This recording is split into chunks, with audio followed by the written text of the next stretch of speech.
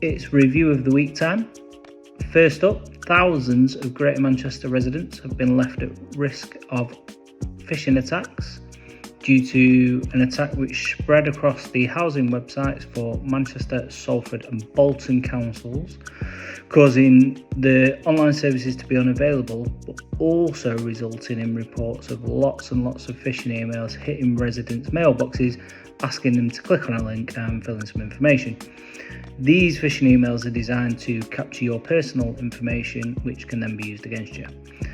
Anybody receiving a link is being asked to report it to Action Fraud. A link will be included in the comments, and the message is just to be vigilant as always. Second up, the ICO has provisionally fined a supplier to the NHS £6 million for an attack that occurred over 2 years ago.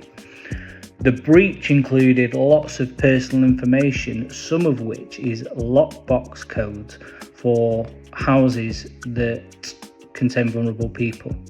Now, obviously, this goes to show the impact a cyber attack can actually have. It's not just about taking information and using it online. This is physical access information that can be used to gain entry into people's homes.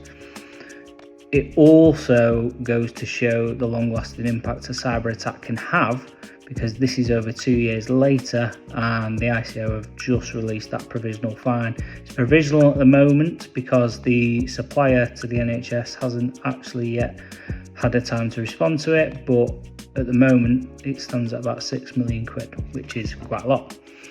Next up, Apple have recently patched a vulnerability in the latest version of their iOS.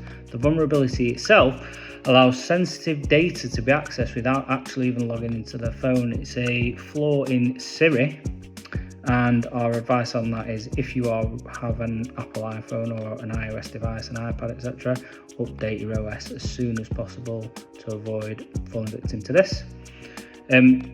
Security tip of the week, therefore, is ensure that you've got automatic updates enabled on any of your Apple devices.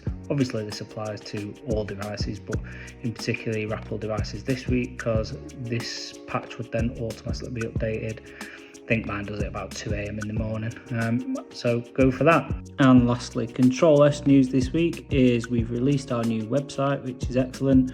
We've been working on it for a while and we feel it better showcases all of the different services that we offer, rather than just the managed services and cybersecurity services that Control S have traditionally provided to its clients.